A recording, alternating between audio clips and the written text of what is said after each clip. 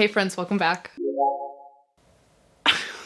Today we're going to be chatting about my most disappointing reads of 2024. The classic disclaimer is that if you love these books, I love that for you. In fact, I hope you love these books. But these books did not work for me, and I'm going to tell you why. I don't even know where to start. I know where to start. Help. Let's start where I think everyone is expecting me to start.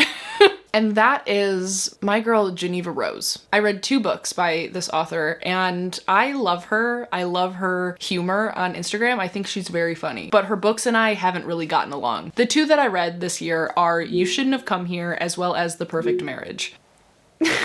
Let me start with The Perfect Marriage because I actually just didn't like this book at all. I felt rage while reading it. Wow, this is gonna be hard to recall all of these because I try to like black out after I finish them. I try to like not remember. The Perfect Marriage, our main character is, I think, like a lawyer. She's the breadwinner for this married couple. Her husband is a writer and he's having some writer's block, and she, you know, just gets him a lake house to go and try to unblock this writer's block. Lo and behold, he has been going there and cheating on her with another woman, and one day he wakes up and she, not the wife, the person he's cheating on her with, is dead next to him in the bed. And he ends up enlisting his wife as his lawyer, you know? It's like she is the one that is wronged in this situation, you know, supposedly. But now she is his only hope at getting off free. So it's a messy situation. There's a lot going on. I hated it.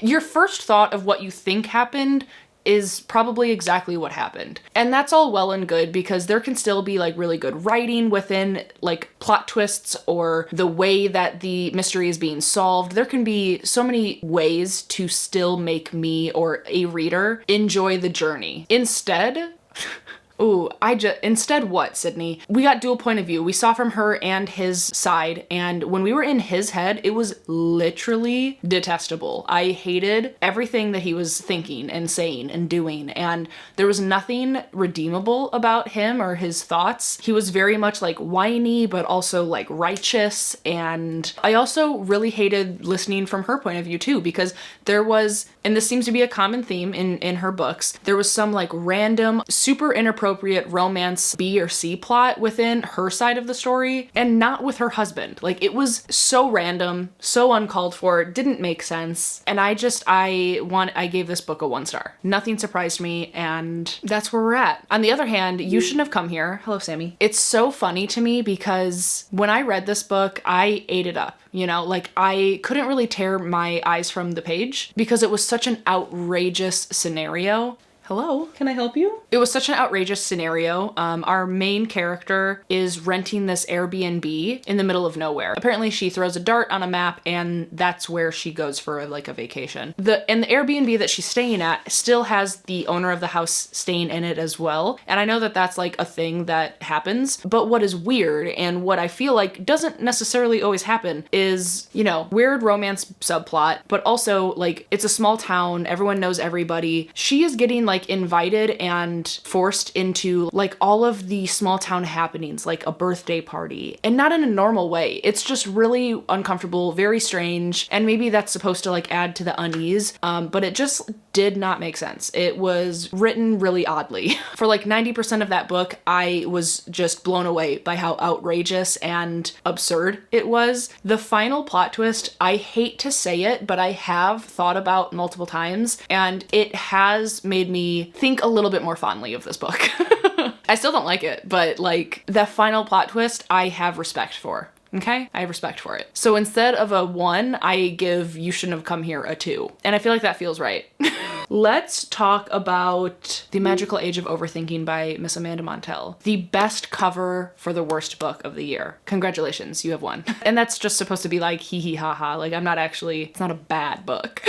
I just didn't get anything out of it, okay? This is the same author that wrote Cultish, and I loved Cultish. I think that Amanda Montell has a great voice for this type of nonfiction work. Magical Age of Overthinking, this is gonna be really quick because I couldn't tell you a single thing about it. I listened to it on audio, Amanda Montell narrates it. I wasn't listening to it at an outrageous speed. I was really trying to pay attention, but at the end of every single like chapter or theory that she was trying to conceptualize, I quite literally would pause the audiobook and think, what did I even just listen to? And I couldn't come up with anything because the tangents that she would go on while trying to explain a concept or explain her thoughts on a theory just felt so sporadic. And I just had such a hard time following. And it very well could just be a me problem, but I have heard multiple people have the same issue and it makes me feel a little bit more validated. This one just went completely over my head. I don't even know if I can rate it because I don't even know what I read. This next one, I don't know. Oh my. The Familiar by Leigh Bardugo. This was a book club pick for one of the months this past year for my Patreon book club. And I told myself that I would re-listen to that book club to kind of refresh my thoughts a little bit before filming this video. I definitely didn't do that. I didn't want to do that.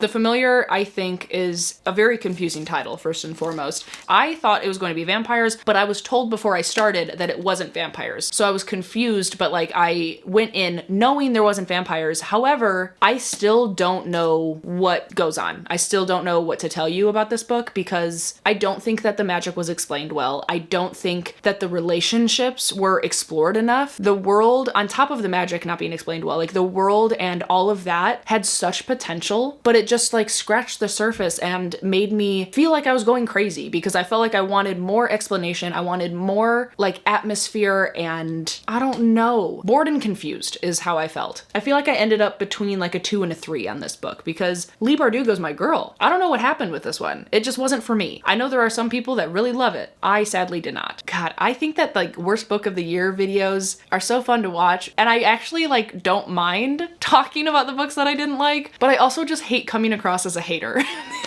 I don't want to be mean, but I can't stand by these books. The Book of Doors by Gareth Brown. It's the only DNF that I'm talking about on this list. The other DNFs that I've had this year are either ones that I do see merit in, but they just weren't for me and I wasn't enjoying my reading experience, or they're the DNFs that I just wasn't in the mood for at the time and I do plan on going back to. This, however, was a DNF because I and Caleb, because we were both trying to listen to this on audio together, we could not get through. The concept behind the story, very interesting. Our main character works at this old bookstore and she has a old patron that comes in all the time, reads books, chats with her, but he dies in front of her and leaves her this book of doors. It's this old leather-bound book that if you're holding it, she finds out, and go through a door, you can make that doorway lead you to anywhere in the world. It's called the Book of Doors. It's a magic book. She is thrust into this magic world where magic books exist, and there are people that want this book. They want the Book of Doors, and there are sinister people that want it. There's a person that she ends up having to team up with to protect the Book of Doors. Like, all of it sounds really interesting. I am so sorry.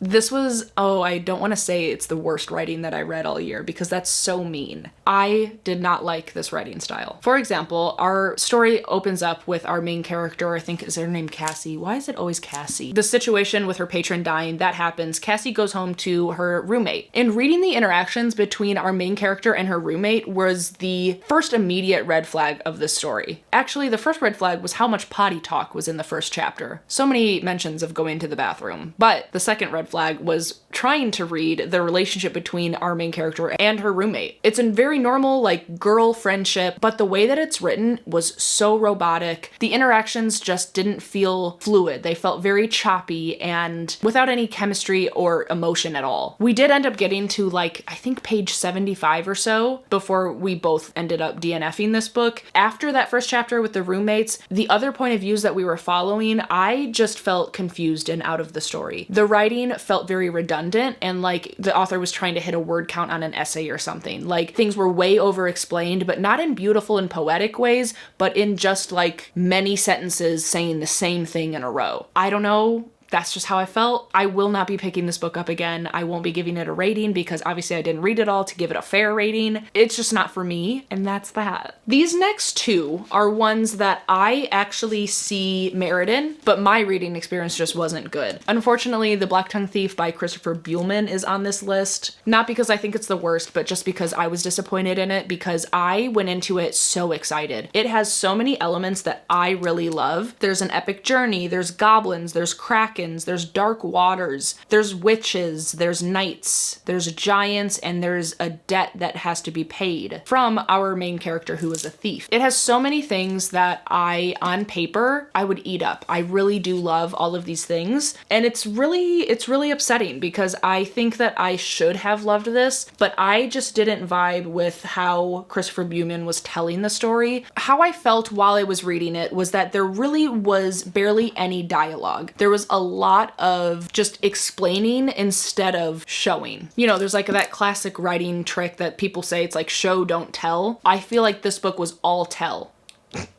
If that makes sense. I knew I had a problem with this book when, you know, there's a big fight scene with the Kraken and there's dark waters. I love stories when there's a ship at sea. Like, I love it. I could not pay attention, even during a scene like that should have had my eyes glued to the page, turning page by page to get to the end of the scene. I could barely pay attention. And I had the audiobook and I was physically reading it. Like, I was primed and ready to go, but it just was not working for me. And I think another thing about his style of writing is that it does take a little bit more of a humorous tone, which has worked for me in the past, but it is a hit or miss, and this one was unfortunately a miss. This next one, I am scared to put it on this list, but that's fine. This isn't a bad book, and we'll talk about it. Don't yell at me, okay? The Book That Wouldn't Burn by Mark Lawrence is on my most disappointing of the year. This book is very long. It is over 550 pages, and I felt every single one of those pages. I called this one the book that wouldn't end during the year at some point, because here's the thing. This is a beautiful story, and I do absolutely love elements of it. However, all of those elements happened in the first chapter and the last 10 chapters, maybe. I was really excited after reading the first chapter, but then there was a complete mood shift, and then I had a really, really hard time with it. So I'm not even kidding. For 400 pages of this book, I was just like, okay, when are we gonna get to any sort of explanation? Because I think, at least in this book, from how I felt about it, the way that Mark Lawrence was writing the plot and the storyline, there was very much no explanation. We were just supposed to be along for the ride, and then it was going to figure things out later, and it was all gonna be a aha moment, and it was going to be beautiful, and I was gonna, you know, be mind-blowing, and everyone was gonna just, you know, clap and be excited for the next book. I cannot stand being confused. I need a little bit of explanation. I'm not saying that I need to know everything right away, but there needs to be little breadcrumbs for me to follow that will explain the fantasy elements that are going on. If it's just presented to me like I should know what it is for 400 pages, that is so much for me. That just gives me anxiety. And that's what I felt while reading this book. Anxiety and boredom. Once we finally got some sort of explanation at 400 plus pages, I started to enjoy it a little bit more. But by then, my reading experience was so poor that I had a hard time giving it anything more than a 3. I am not running to read the second one. I don't know if I will, because I would have to reread this one, and I know I'm not going to reread this one. So okay, we have, I think, just 2 more, and one of them is an entire series, all right? Oh, 3 more. One that I don't have because I unhauled it is Finlay Donovan is Killing It by, is it El Casimano? This is a cozy mystery. A mom, I think, just gets roped into, becoming a killer for hire or something. I literally have blacked this book out. It was disappointing for me this year because I heard really good things about it. I was expecting to at least have, a good, funny, hee-hee-ha-ha time, but everything that I read, I felt like I had read before. And that's not always an issue, but the way that the story was being told, it just was not engaging for me. And I know that there's a suspension of disbelief. I couldn't suspend my disbelief for this one for whatever reason. There was a barrier, and I just could not get past it to actually enjoy the story. This was another one that I was just waiting for it to be over. I should have DNF'd it, and I don't remember why I didn't, but I was so checked out by the end that I couldn't even tell you anything about the ending. So it kind of feels like I DNF'd it. Another disappointing one is You Can't Spell Treason Without Tea by Rebecca Thorne. I don't think that I'll get rid of this book, and I'm also not writing off the future installments of this series because I would like to see how Rebecca Thorne's writing progresses, but this one was just way too long, and I hate to say it, but it felt like a direct, not rip-off, but it just felt so close to Legends and Lattes by Travis Baldree, and not in a great way. It felt very meandery. A lot of the characters that we were introduced introduced to didn't really feel super fleshed out. And I also don't remember feeling much for our main couple that we're following, which is really unfortunate. This one is one of those books that I just feel incredibly meh about. It was a solid 3. There was nothing great about it, but there was also nothing that made me want to like never look at it again. You know what I mean? It was just a little bit disappointing because it was too long for not having enough action or redeeming qualities about the writing style or things like that, you know? The last thing I am really sad about it, okay? Avi had to join us. That's not a toy. But the last one that I want to talk about is actually a whole series. If you know anything about me, you know that the Faithful and the Fallen series by John Gwynne, the first book being Malice, is like my favorite book series ever. And there's another series that takes place 100 years after that series concludes. That series is called the Of Blood and Bone series. And that's the final thing that's on this most disappointing list of 2024. I was literally so excited to read this because there are 2 schools of thought for a later installment series that takes place in the same world. It is either going to be new, inventive, and really exciting to see where the world has gone. And it was exciting to see where the world has ended up 100 years after the Faithful and the Fallen series. But the other school of thought is that it would just be like a rehashing of all of the same problems that we already solved, but now they're coming back into play. And it's all going to be solved in pretty similar ways to what we already read in 4 other very chunky books. And unfortunately, it really was the latter. For the first book, I did enjoy, you know, being back in the world. That was really nostalgic. That was really fun. But I didn't connect with the characters nearly as much as I did with the characters in the other series. I actually found many of the characters in this series really annoying, and the only redeeming quality about this series was one of the characters. His name is Drem. Drem was the best. I loved his viewpoint. I loved that he was based off of one of John Gwynne's sons in real life. I thought that was really awesome, but I could tell that that was the character that meant the most to John Gwynne. It was very evident for me. And I feel like that's really interesting because all of the other ones I just could not stand. They were insufferable and annoying, and their decisions that they were making just were crazy. They didn't make sense. Not every time, at least, you know? The conflicts were resolved very similarly to how things happened in the previous series. I personally not wish I didn't read it because I am glad that I know now, you know, how it goes. Some of the more like gnarly elements within this series were very cool and depicted really well because I still love John Gwynne's writing. But again, the way that like some key issues were handled felt just like another, like one more world tour of this world. And I just was let down. All of these were pretty much 3 stars. Again, not terrible, but not what I was expecting. I think that's it. I really hope I didn't hurt anyone's feelings. Again, these are all my own thoughts. If you seem to think that we have very, very similar tastes in books, maybe now you know to not write these all off completely, but try other books first. Or if you know that we have opposite tastes in books, then phenomenal. Try all of these. You might love them. And I hope that you do. I hope you find books that make you happy. Life is too short to read books that you don't like. With that being said, thank you so much for being here and hanging out with me for a little bit. Let me know down below what your least favorite book of the year was. There's a link in my description to submit your answer to a Google survey because I plan on doing a reading vlog where I read your guys' least favorite books of 2024. So click that link in my description, submit your answer if you want to. But if you don't know what else to say down below, then leave me the coffee cup emoji, or even better, the frog in the coffee cup down below in the comments. And while you're down there, please do subscribe and like the video. I always appreciate your support. And of course, be kind to one another and happy reading. Bye.